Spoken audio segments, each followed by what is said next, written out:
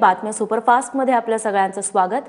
बुलेटिनच्या सुरुवातीला गोव्यातून एक धक्कादायक बातमी। गोव्यातील सावर्डे येथील पोर्तुगीजकालीन पादचारी पूल कोसळलाय आणि यात दोघांचा मृत्यू झालाय तर तब्बल 50 जण जखमी झालेत। बसवराज मालणवार असं मृत व्यक्तीचं नाव आहे। पुलावरून उडी मारून एक तरुण आत्महत्या करण्याचा प्रयत्न करत होता। त्याला वाचवण्याचा प्रयत्न करताना नागरिक पुलावरती चढले। पुलावरती भार वाढल्याने हा पूलच कोसळला। रात्री उशिरापर्यंत बचाव कार्य सुरूच होतं। दरम्यान मृतांचा आकडा वाढण्याची भीतीही वर्तवण्यात येते। जेलमध्ये बंद असूनही आमदार रमेश कदम यांची मुजोरी कमी झालेली नाहीये। रमेश कदम यांनी जेलमध्ये पोलिसांवरती दादागिरी करत त्यांना शिवीगाळ केली आहे। रूटीन चेकअपसाठी रमेश कदम यांना मुंबईतल्या जे रुग्णालयात आणलं होतं। त्यावेळी त्यांच्या सोबत असलेल्या पोलिसांवरती दादागिरी करत कदमांनी त्यांना अर्वाच्य भाषेत शिवीगाळ केली आहे। अण्णाभाऊ साठे महामंडळ घोटाळा प्रकरणी सध्या कदम हे अटकेत आहे।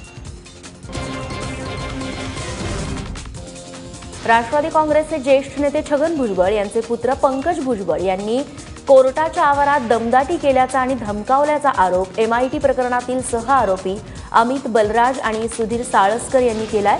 इतकंच नाही तर सुनावणीला कोर्टात आल्यानंतर छगन भुजबळ आणि समीर भुजबळ हे अनेकांच्या गाठीभेटी घेतात असा दावा देखील बलराज आणि साळसकरांनी केलाय। भुजबळ परिवाराकडून दबाव टाकला जात असल्याचा आरोप अमित बलराज आणि साळसकर यांनी प्रसिद्ध केलेल्या पत्रकात करण्यात आला। विरोधकांच्या संघर्ष यात्रेच्या चौथ्या टप्प्याचा समारोप झालाय। सावंतवाडी इथं विरोधकांची शेवटची सभा काल झाली। जोपर्यंत कर्जमाफी होणार नाही शेतकऱ्यांची तोवर संघर्ष चालूच राहील अशी भूमिका विरोधकांनी यावेळी घेतली।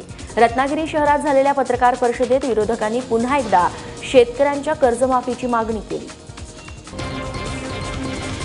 महाराष्ट्राच्या स्थापनेपासून पहिल्यांदाच शेतकरी संपावर जाणं ही या सरकारला शोभा देणारी गोष्ट नाहीये। त्यामुळे या सरकारने ही जी संपावर जाण्याची पाळी शेतकऱ्यावर येते त्याबद्दल विचार करावा, त्वरित निर्णय करावा आणि त्यांची कर्जमाफी करावी असं मला वाटतं। हमी किमतीवर सरकारने फक्त 5 लाख टन खरेदी केलेली आहे। व्यापाऱ्यांनी हमी किमतीपेक्षा कमी 4-5 लाख टन तूर खरेदी केली आहे। 10-1 लाख टन खरेदी झाली आहे आणि उत्पादन तर 20 लाख टन आहे।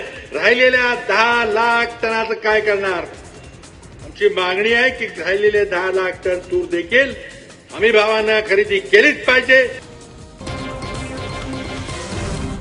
विरोधकांच्या संघर्ष यात्रेत सावंतवाडीत पीपल्स रिपब्लिकन पक्षाचे नेते जोगेंद्र कवाडे यांची रावसाहेब दानवेंवरती बोलत असताना त्यांच्यावरती टीका करताना जीभ घसरली। भाजपचे प्रदेशाध्यक्ष रावसाहेब दानवे यांनी शेतकऱ्यांविषयी केलेल्या वक्तव्यावरून टीका करताना कवाडेंनी देखील खालच्या भाषेत प्रहार केलाय।